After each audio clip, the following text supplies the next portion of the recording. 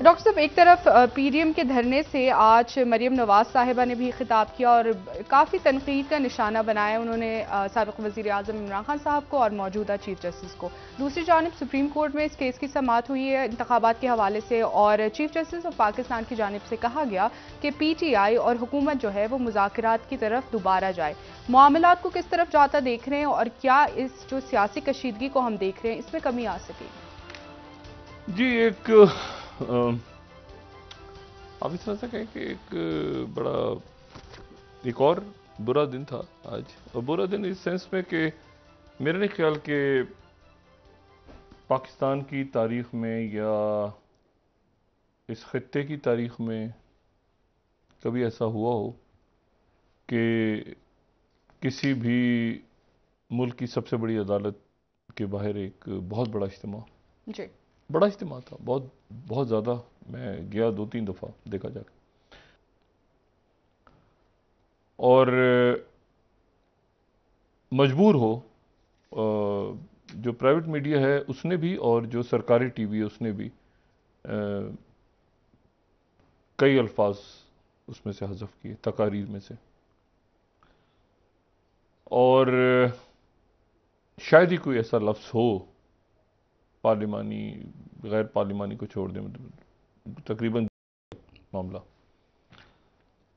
और ये भी कहा गया कि 50 लोगों को लटका दिया जाए, फांसियां दे दी जाएं, तो मुल्क ठीक हो जाएगा अपने अलावा। और जाहिर है कि इसमें तो कोई शक है ही नहीं कि हमारी जो अदालती तारीख है वो बड़ी तल्ख है। और इस वक्त भी जो हमारी अदालतें हैं उनमें तकसीम है। बिल्कुल। और इख्तलाफ राय है, तकसीम है, कुछ हुआ। लेकिन उसके बावजूद जो सिटिंग जज है वो सिटिंग जज है। जो सुप्रीम कोर्ट का चीफ जस्टिस है वो चीफ जस्टिस है।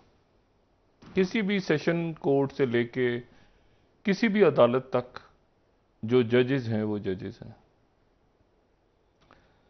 तो ये भी आज एक नया मंजर हमने देखा।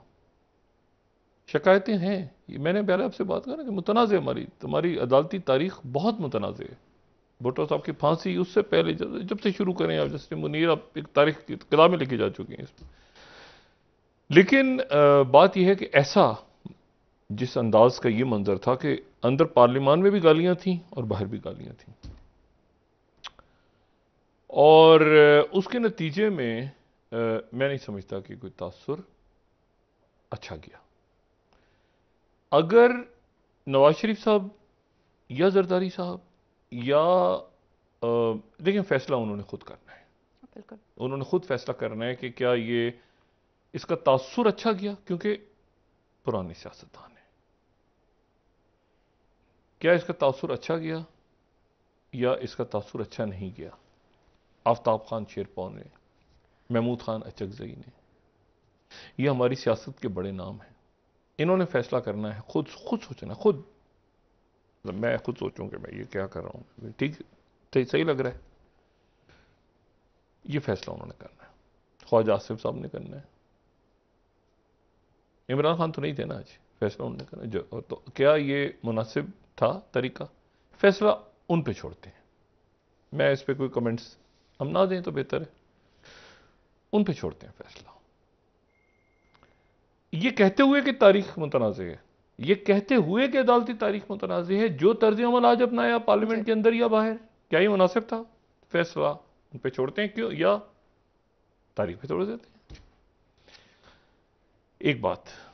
दूसरी बात, फायदा क्या हुआ? क्या कहते हैं ना, मतलब है कि वो lesson learned, 0 multiply by 0 divided by 0 कुछ भी नहीं हुआ। बहुत बड़ा जो मेरे ख्याल से सबसे ज़्यादा तादाद मौलाना फजलुर रहमान साहब के जो उनके जो चाहने वाले हैं, उनके मदारिस से हटके भी सबसे ज़्यादा वो थे। और झंडे भी सबसे ज़्यादा उनके ही नज़र आ रहे थे, तो उनका क्राउड था। अब उस क्राउड में सब ने आके अपना अपना, अंदर भी बाहर भी, पार्लियामान के अंदर भी, पार्लियामान के बाहर भी, पार्लियामान अंदर भी बाहर भी। तो ये एक ऐसा मामला है जो बदकिस्मती से, मैंने कहा ना कि खुद फैसला खुद छोड़ा जाए कि हुकूमत है, 245 के तहत फौज, 144 जिसके तहत गिरफ्तारियां हो रही हैं जी। ठीक है, 4 लोग 10 लोग जमा हो जाएं तो उनको उठा लिया जाता है। तो ये कैसे हुआ, क्या हुआ, क्या 144 ख़त्म हो गई थी आज, नहीं थी?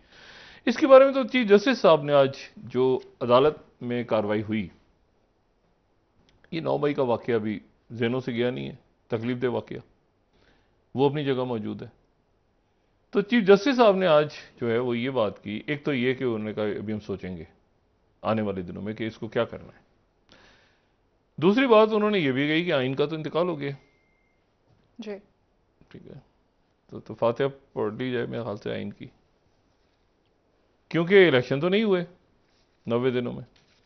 लेकिन साथ उन्होंने एक बात, एक उनके रिमार्क्स जो थे उसमें एक बात ये भी गालिबन उन्होंने कही कि वो जस्टिस अजमल मियां साहब जो हैं साबिक चीफ जस्टिस, उनके एक किसी फैसले का रेफरेंस दिया उमर अता बंदयाल साहब ने, कि जिसमें उन्होंने कहा था जस्टिस अजमल मियां साहब ने कि अगर जंग छिड़ जाए तो फिर कानून साकित हो जाता है, रुक जाता है। जी। तो आप ज़रा बाहर के हालात तो देखें, ये उन्होंने अली जफर साहब से भी कहा और अटॉर्नी जनरल से भी कहा कि आप बाहर के हालात तो देखें। और वो जो बाहर के हालात का जिक्र कर रहे थे, तो एक तो वो ये जो सुप्रीम कोर्ट के बाहर धरना मौजूद था और वो बिल्कुल इंतजार कर रहा था कि कोई ऐसा फैसला आए तो वो अदालतों में जाए।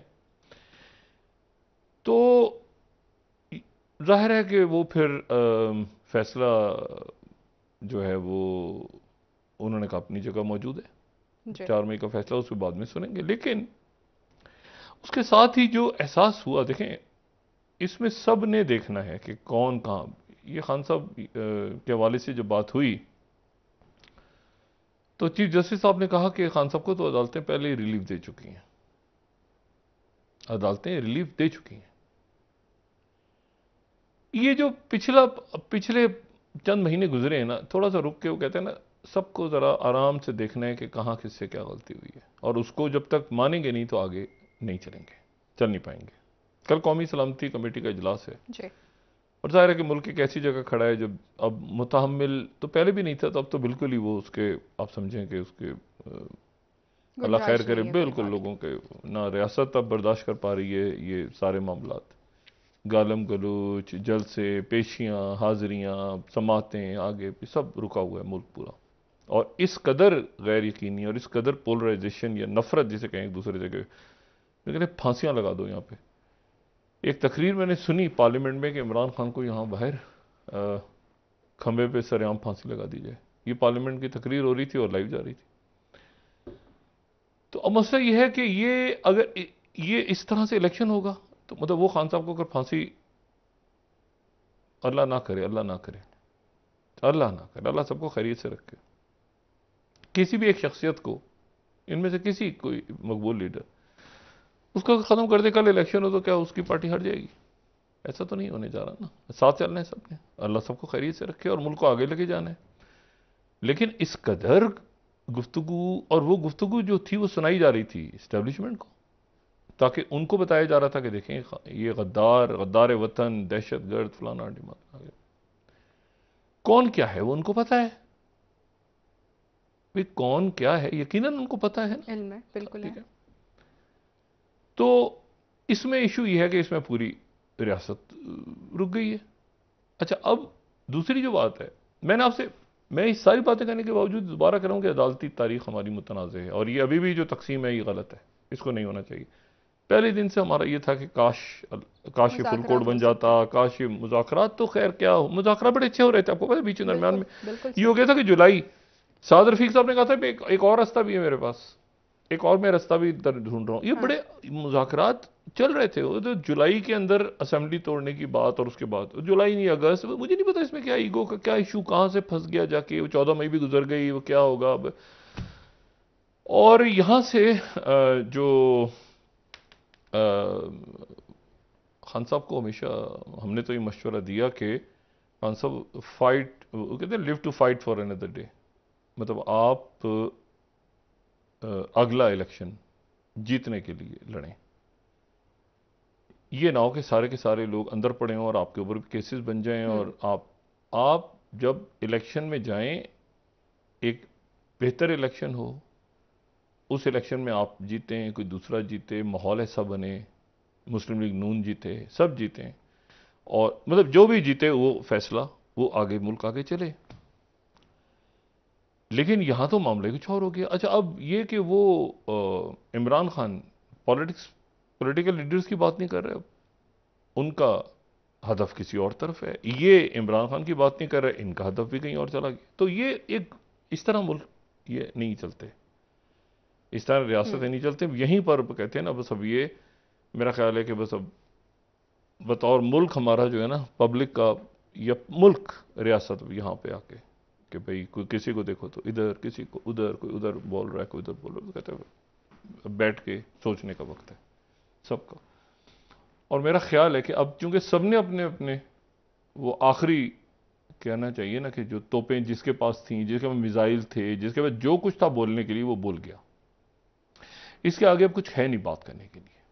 तो इसलिए इसके बाद क्या, कौन किसके बारे में क्या बात करेगा, कोई भी नहीं बात कर सकता। तो जिसने जो बोलना था वो बोल गया, और अब उसके नतीजे में रियासत तो ये जुमलों से और बातों से और गुफ्तगू से तो रियासत पे असर नहीं, लेकिन बहरहाल एक अफसोसनाक जुमले तो होते हैं, जुमलों की काट, तो जुमलों की काट, चाहे वो खान साहब की तरफ से आए, चाहे वो मरीम नवाज हो, चाहे वो जो है वो मौलाना फजलुर रहमान, कोई भी हो, जुमलों की काट तो रह जाती है। अच्छा, अब उसमें इशू ये है सारा कि ये इसको तो कम करना हो, ये अब कैसे कम होगा, ये कैसे? सुप्रीम कोर्ट की जानिब से तजवीज़ दी गई है कि आप मुज़ाकरात दोबारा शुरू करें। नहीं, वो मुज़ाकरात कर लेंगे तो अच्छा है, वरना वो एक जुमला है ना, मैं क्या उसको कहूँ, रोते हुए निकल जाएगी रियासत सबको। देखें, और कोई रास्ता नहीं है। ये तो या तो बैठेंगे, ये ऐसे हो नहीं सकता ना कि आप मतलब है कि मतलब वो कह रहे हैं इधर इस कोई कह रहा है इसको आग लगा दोगे, इसको आग लगा दो, उसको आग लगा दो, इसको मार दो, उसको मार दो, को फांसी लगा दो, उसको गद्दार, ये फलाना ढिमाकना, इसमें लोग आपस में पब्लिक नीचे लड़ना शुरू हो गई है बदकिस्मती से।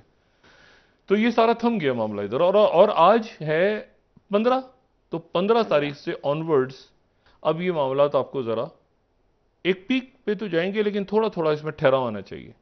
ठीक है, ठीक है, ये ठहराव की तरफ जाते हुए अब मैंने कहा ना, सब अपनी अपनी बात कर गए।